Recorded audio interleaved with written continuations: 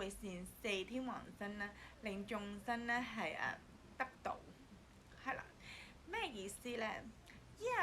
呢個咧一睇嘅時候咧，其實你會嘩然一聲，係啦。咁我講啦喎，咁四天王咧係咩嚟咧？四天王咧就係將軍嚟嘅，佢咧就係咧希望咧係保護眾生，就係四天王。咁四天王咧通常咧都係喺須彌山腰下邊嘅，須彌山腰嗰度嘅。咁四天王咧就係有東南西北嘅方位，有唔同嘅天王。例如咧就有南方嘅真像天王啦，有西方嘅廣目天王啦，有東方嘅持國天王，同埋北方嘅多聞天王。咁咧佢哋通常都係統領鬼神嘅四天王，係啦。咁佢為咗咧保護眾生咯。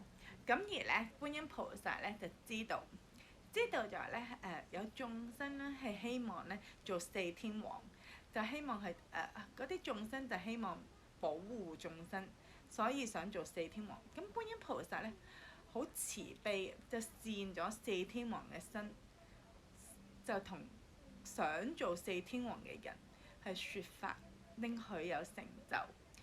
觀音菩薩真係好慈悲，係啦。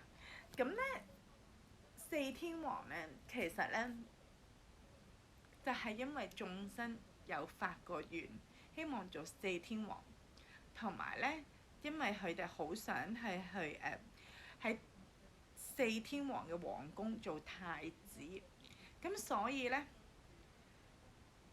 以觀音菩薩就會善啦，係啦。咁而咧觀音菩薩善啦，因為嗰個四天王其實想護國，咁觀音菩薩善咧就會同佢哋講咧，想做四天王嘅眾生講咩咧？講上品十善，即係講好多品德嘅嘢，亦都咧係統領鬼神，同埋咧係講緊護國啦，同埋安戒道理，係啦。就令到想做四天王發咗願想做四天王嘅眾生，令佢哋有成就，係滿佢哋嘅願。哇！好觀音菩薩會滿足眾生嘅善嘅願，所以咧願咧唔可以亂發，要發啲善嘅願。唔好嘅千祈唔好發，因為咧除咗呢個四天王因為係發善願，所以做到四天王之外咧，其實咧閻羅王啦，同埋閻羅王嗰18個獄嗰個捉主，即係個統理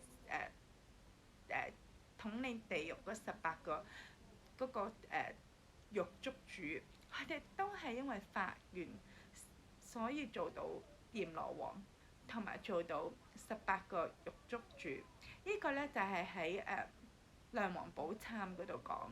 係咁，所以咧願咧原來願真係唔可以亂發，真係要發嘅一定唔係亂發嘅，發嘅願一定唔可以唔好嘅願，發嘅願一定要係善嘅願。原來願真係會令其成就。呢個咧就係四天王，觀音菩薩善四天王嘅去令到想做四天王嘅眾生而係有成就。